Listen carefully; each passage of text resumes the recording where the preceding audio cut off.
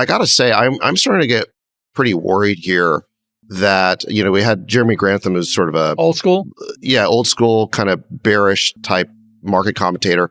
He had this expression that the line he had today is that we're seeing the popping of a super bubble. And, we've been talking about super bubble. Yeah. Well, the sense in which it might be true is that, we talked about this last few months, is that you had the Fed and the federal government pump a 10 trillion of liquidity into the market over the past 2 years because of COVID. Now they're starting to pull that back.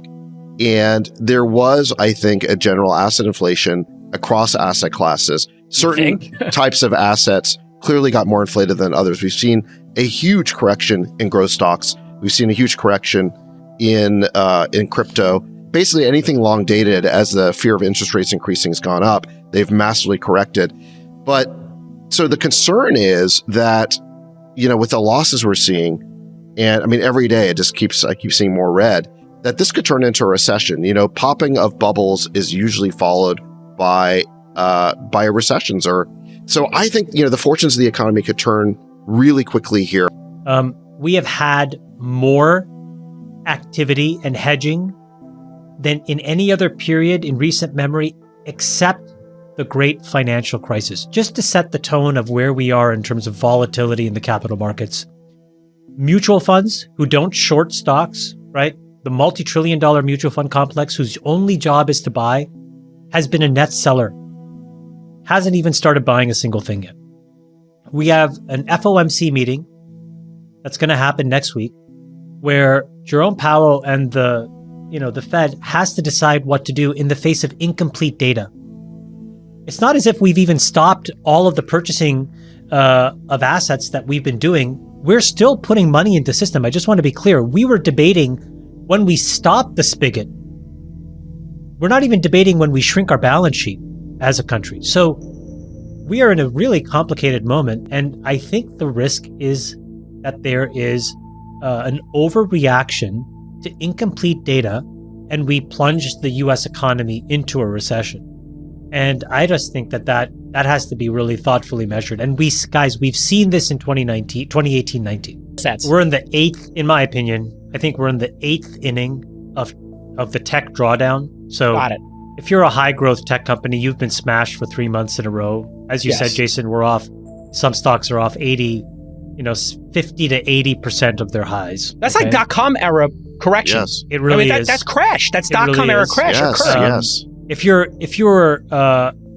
you're in other areas like value, you've had a pretty good rally. If you're in crypto, you're just starting to get smoked now. If you're in why isn't crypto? I want your thoughts on this, Chamath. Why isn't crypto getting smoked like Peloton and Zoom? Is it because those people are hodlers or something? Well, crypto, I think, has slightly different dynamics than individual stocks like a Peloton. But I think that you're going to see... There's no earnings release for one. All that the market is who's bidding and who's coming into the market. There's still thousands of millions of people from around the world stepping into the crypto markets each day that are putting more money into these markets. And that balances out the withdrawals. And that's all that crypto is. There's no fundamental underlying business that you're valuing. The Peloton release was really bad.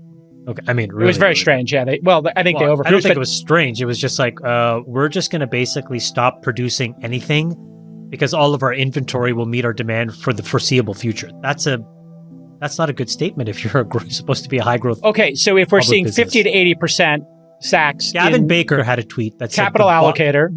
Yeah, the bottom of the market. And it was a phrase something like when we shoot the generals, and his comment was the generals are big tech. When those things trade down 25%, the bottom is in. And I think that collectively, most people think that we're a little bit oversold in all areas except big tech. I think big tech is down 10, 11, 12%. When you see this thing really get cracked is when those folks, trade down another 10 or 15%. And then I think we're kind of through most of the pain. The marginal risk is actually for a recession. We talked about this before. By the way, just to your point, you're right that we pumped in $10 trillion, but over the last 3 weeks, and really over the last 2.5 months, we have actually eviscerated $10 trillion of value as well.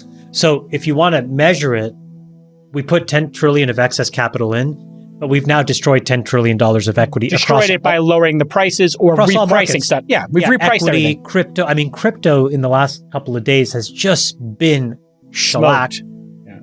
Growth stocks have been shellacked. Biotech stocks have been just absolutely smoked. Meme Everything stocks, is getting crushed. COVID stocks. But David is saying something really important. The risk, in my opinion, is not of runaway inflation anymore. And the reason was what happened this weekend was incredibly important.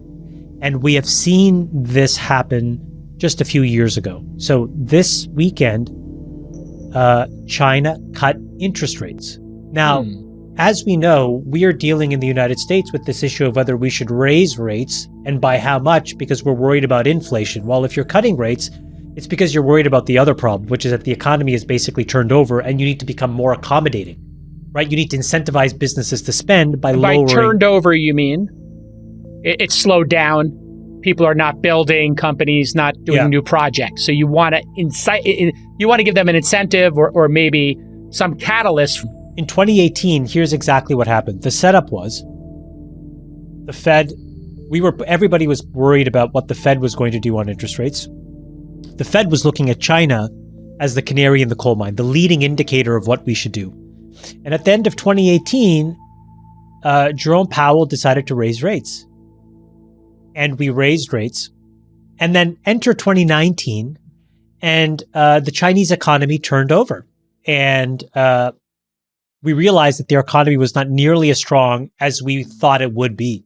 And so our reaction was disproportionate to what the actual data on the ground said. We entered a recession in 2019. That's when you guys probably saw Trump going crazy, blaming Powell. I mean, most of us ignored it because, we were all dealing with, Trump derangement syndrome. But the underlying thing of what he was saying was, hey, hold on a second. You just caused a recession in America by raising too quickly. The Fed is now in this really delicate situation where China cut rates last week. We have an FOMC meeting, the Open Markets Committee that sets rates, on Wednesday, I think, of this coming week. What is he supposed to do? Bill Ackman 2 weeks ago was advocating for a 50 basis point raise in this meeting. So that's way beyond what people even thought is supposed to happen. We should just remember that Bill Ackman has bets, macroeconomic bets in the market. If he's calling for a 50-point raise, I guarantee you, he's going to make a lot of money.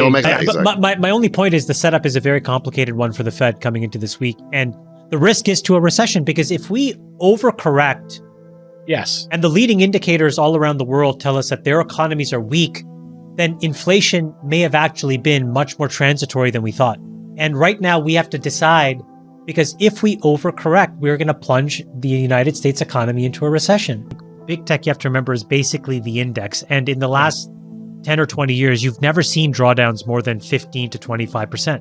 You've never seen it. And when you've ever had a 15 to 25% drawdown, meaning the market goes off 15 or 25%, you have to remember the thing that we have also done over the last 20 years is created so much money on the sidelines, always looking for a cheap buying opportunity. And so the minute that these things, so even, in March of 2020, remember when we started to do this pod and it literally looked like the world was ending? Yeah. The bottom existed for a week. Yep. And then within a week, the entire 25% loss in the stock market was wiped out and we were back to normal.